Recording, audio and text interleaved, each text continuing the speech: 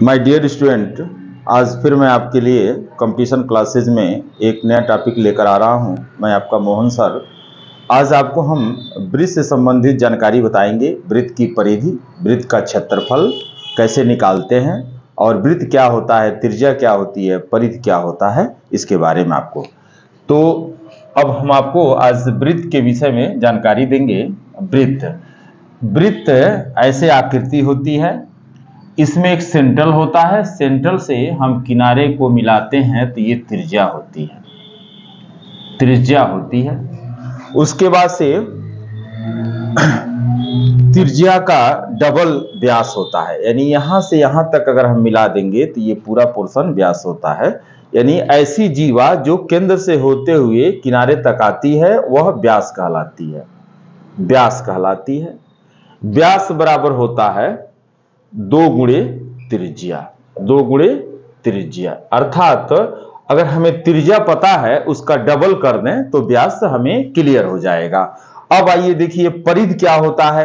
वृत्त की परिधि एक तरह से परिमाप ही होती है। अन्य आकृति में हम परिमाप बोलते हैं और वृत्त में उसको परिधि बोलते हैं। यहां से आप यात्रा शुरू करिए, ऐसे वृत्ताकार पथ पर घूमते हुए एक राउंड पूरा करके जब यहां पहुंचेंगे तो यह परिधि होती है। तो परिधि निकालने का सूत्र होता है परिधि बराबर 2 गुणे पाई गुणे आर, जहां आर त्रिज्या होती है। आर मीन्स रेडियस, अंग्रेजी शब्द होता है, और इस त्रिज्या का संकेत आर होता है। अब देखिए क्षेत्रफल निकालना होगा, तो क्षेत्रफल अंदर का पोर्शन होता है ये। तो क्षेत्रफल, वृत्त का क्षेत्रफल अगर हम निकालते हैं तो ये होता है पाई गुणे R square, pi R square बोलते हैं। अर्थात आपको अगर रेडियस पता है, त्रिज्या पता है, तो आप क्या करेंगे, क्षेत्रफल आसानी से निकाल लेंगे। यह आपका वृत्त का क्षेत्रफल से संबंधित है। अब देखिए प्रश्न ऐसे होता है कि सपोज करिए आपको दे देगा, परिधि दे देगा, त्रिज्या 9 देके डायरेक्ट परिधि दे देगा, तो परिधि के सहारे आप त्रिज्या निकाल लीजिए और त्रिज्या जब निकल जाएगी तो क्षेत्रफल निकाल सकते हैं। या व्यास दे देगा, आपसे क्षेत्रफल पूछ देगा, परिधि पूछ देगा, तो व्यास जब देगा तो आप त्रिज्या निकाल लीजिएगा, त्रिज्या निकल गया तो परिधि निकल जाएगी और क्षेत्रफल निकल जाएगा। अब आइए अर्धवृत्त होता है, अर्धवृत्त का क्षेत्रफल और अर्धवृत्त की परिधि, ये दो चीजें आपको इसमें भी बता दे रहे हैं। अर्धवृत्त, अर्धवृत्त मतलब आधा वृत्त, ये अर्धवृत्त होगा। अर्धवृत्त का क्षेत्रफल अगर आप निकालते हैं, अर्धवृत्त का क्षेत्रफल, वृत्त का क्षेत्रफल, तो पूरा वृत्त का जो क्षेत्रफल निकलता है उसका आधा कर दें, पाई आर स्क्वायर बटा 2 कर दें, ठीक है। और अर्ध परिधि की परिमाप निकालना हो आपको, अर्ध परिधि का परिमाप, तो हो जाता है 36 गुणे त्रिज्या आर बटे 7, 36 गुणे आर बटे 7। अब देखिए अर्ध कैसे निकालते हैं, अर्ध वृत्त का परिधि, अर्ध वृत्त का परिधि कैसे निकालते हैं।